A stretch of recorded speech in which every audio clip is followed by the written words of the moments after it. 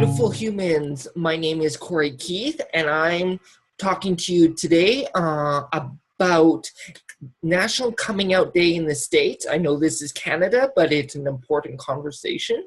So before we get into that, I want to first say I apologize for the lag in the video. I'm just trying to get video and everything set up, so things are going to be a little glitchy to start with, but hopefully as we get going with more and more videos, I can get better equipment and make these conversations that I hope to have with you that much better.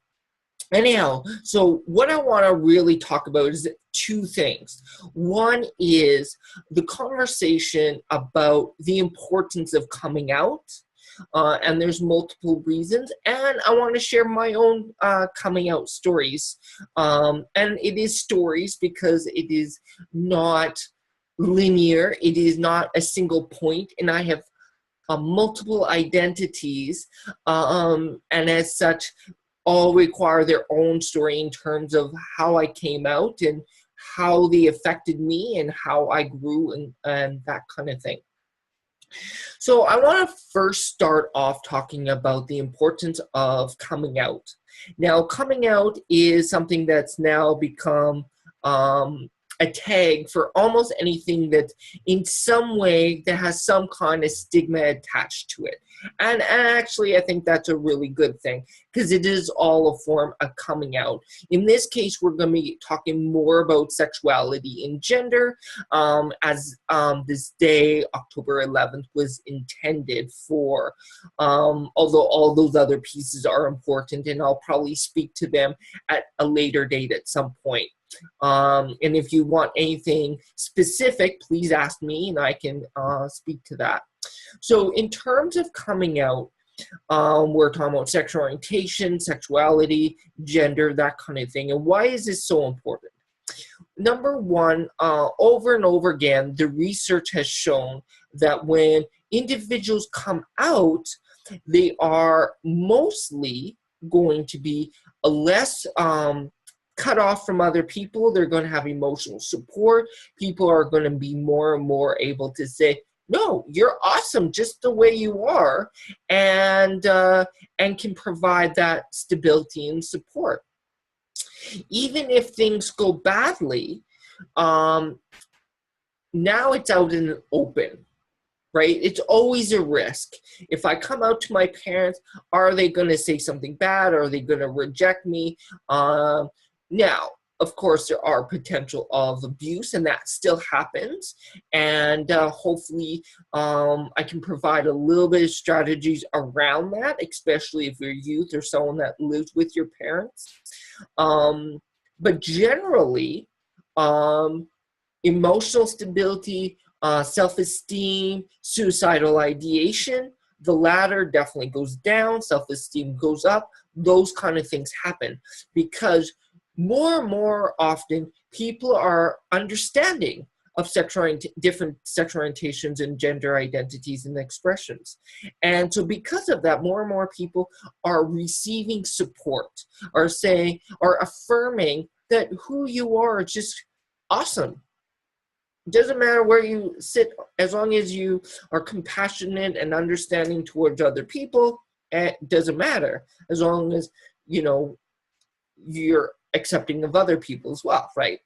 So that's the biggest thing. Now, of course, we want to put, no, I'll back up a little bit. One of the biggest things is that we need to be mindful of is that not everyone is going to be come out at the same rate, right? Some people come out right there, come out in a bang, this is who they are, awesome. Other people are like, they take time because everyone's situation is differently. And maybe depending on some situations, so some people never come out, right? And depending on where they are on the multiple spectrums, you know, allows for a different reason for coming out. Now, it doesn't mean that coming out is not important if that is something you're able to do. It just means that coming out just means that you're saying who you are in a way, right? This is my identity. This is who I love. This is how I want to dress, or this is how I want to change my body, right? Those are the kind of things that we're talking about.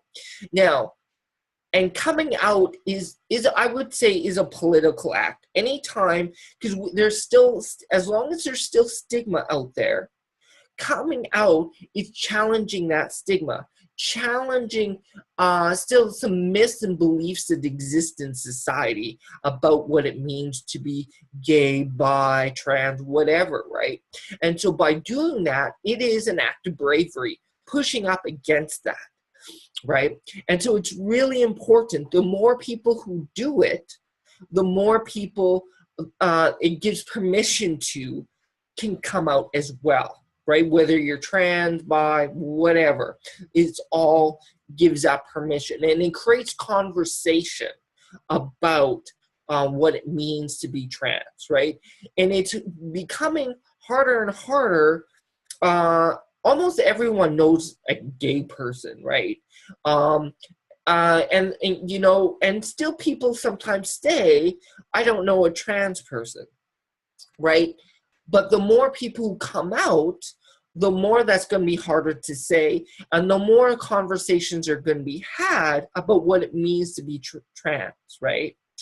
So those are really important things to think about. The other piece is really important is that if coming out is not just a one-stop thing, it is a process, okay? So if you are, so for example, if someone's coming out as gay, usually they need, all people, not usually, all people need to come out to themselves first, okay? And so if there are, and that's just an acknowledgement, okay, something's off here, I don't know what it is maybe, or, wow, yeah, I'm definitely trans, I'm definitely gay or whatever, and it just hits them like a ton of bricks. I'll tell my story in a little bit, but for me, it was a process. I knew there was something different, but there was no models to reflect from, right? And so it was really important. It's really important to understand that. So coming out to yourself, then maybe you choose someone to come out to, say, you know what, I'm not sure what's going on here, but I think I might be gay, or whatever the case might be. And hopefully that person will be accepting. It's always a risk, but more and more people are accepting these days. Sometimes the people you think will be the least accepting are the most, and vice versa. It just, sometimes it's, yeah, you just never know. And like, I'm unusual in the sense that I'm completely out, partially because being trans, I'm non-binary, so I'm very visible that something's different about me. For other people, you know, that's not, you know, they look like stereotypical anyone else, so they don't have to necessarily, it's up to a conversation. So things like when I go to a job interview, it's obvious something's up. Now, whether the other people are comfortable having that conversation and whether I can engage in them is another conversation, right? Whereas if you are, looks like a typical feminine female, there's no need for that conversation. There's no need to come out because it's not an issue, right? So these are things to think about. It's a process, it's an ongoing, and it's scary, right? Because it means you're putting yourself out on the line, you're being vulnerable, and, you know, we all want to, it comes down to, we all want to be accepted, we all want to be loved, right? And so putting ourselves out there is a risk, right? And so it is a form of bravery to do so. And for everyone that stepped out and did, kudos. It's not easy. No matter where you are, where you come from, it is a challenge. And the more people who can do that, brilliant. So the other thing I want to move to now is sharing a little bit of my story. So I grew up in Red Deer, Alberta. Even before that,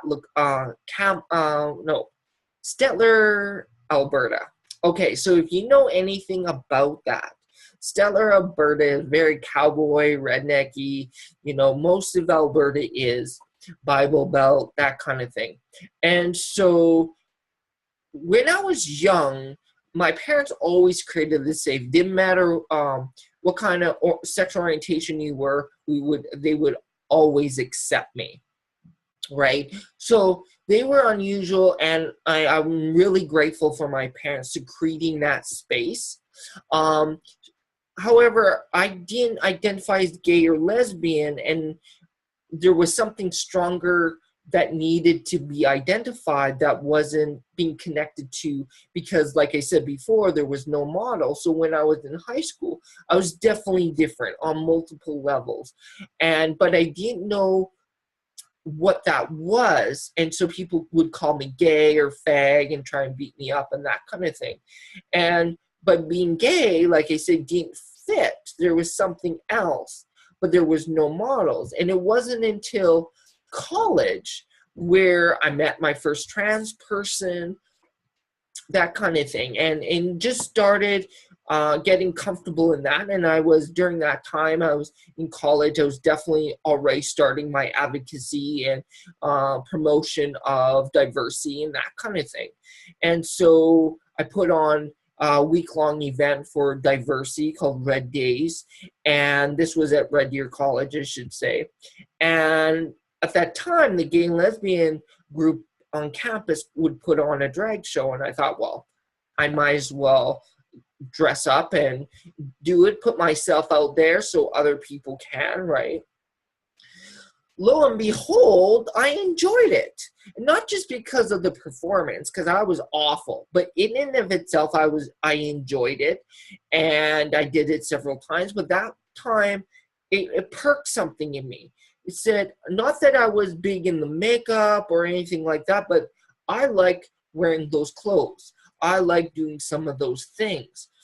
And it started me on this exploration. What does it mean to be Corey's gender? How do I express myself?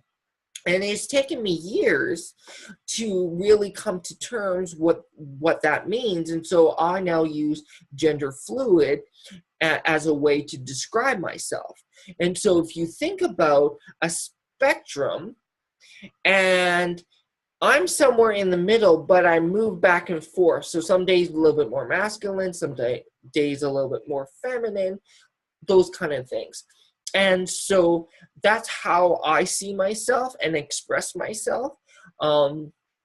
So everyone's different. Like I say, I was trying to do some hormones, and they didn't help with my health. I went into about a year-long space where I would not function because it created this fatigue and brain function that was not, it was disabling, let's put it that way.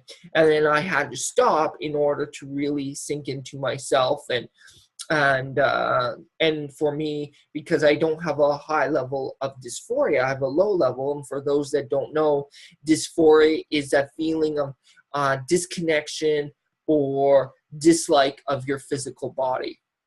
Okay, and so for me, I don't have a lot of that, so that's my privilege. And so it's not a big deal if some of the things, physical changes I would like, can happen, right? So I'm not looking for,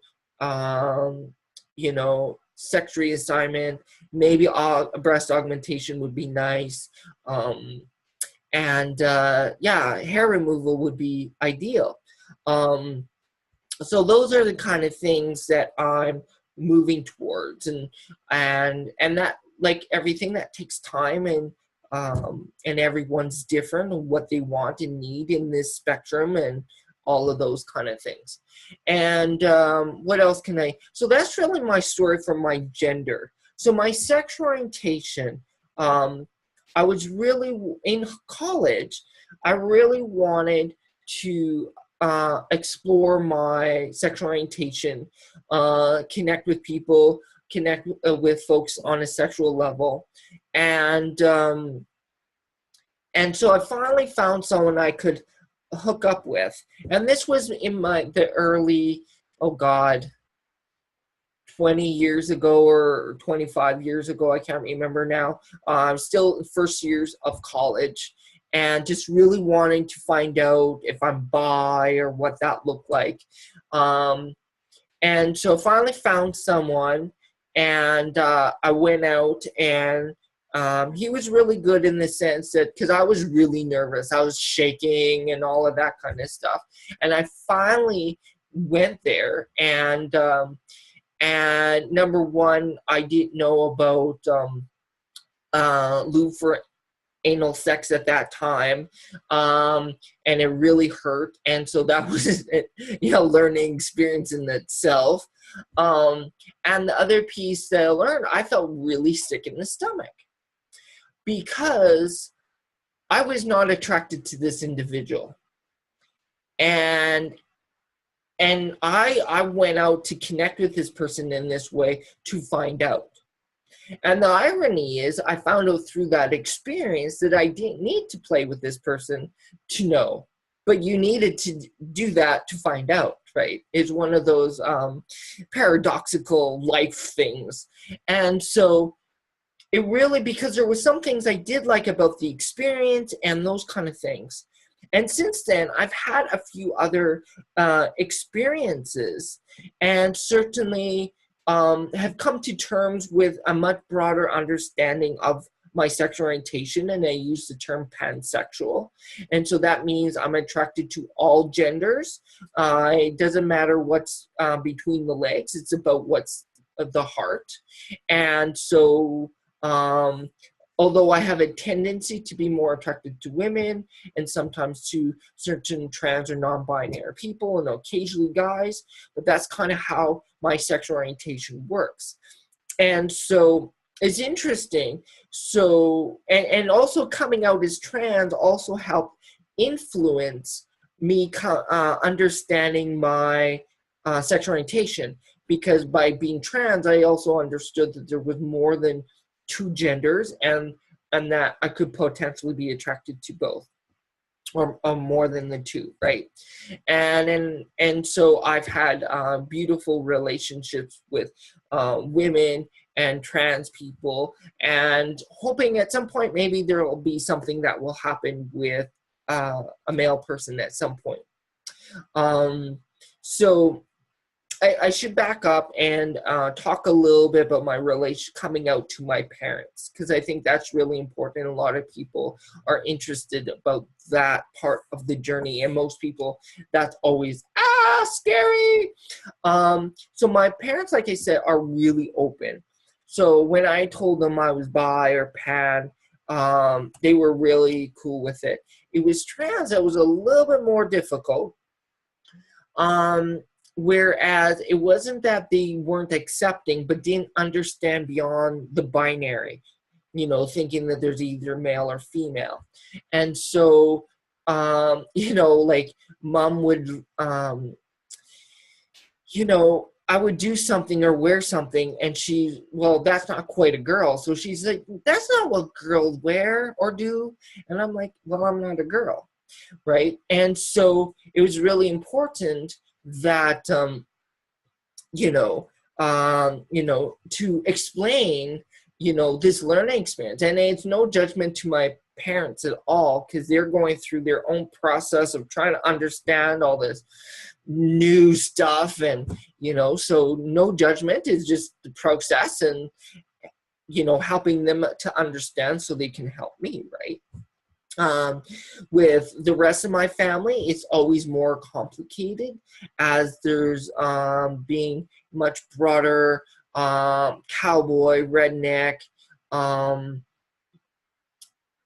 influences and religious influences to certain individuals, and it has created difficulty sometimes in creating connections.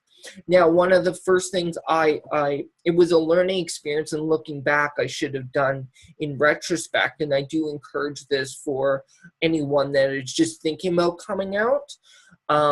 So one of my cousins was having a wedding some years ago, and just when I was just starting to come out, and I asked my mom, should I write a letter just saying, this is what I'm going through?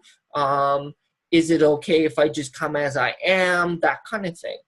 And mom said, no, it should be fine.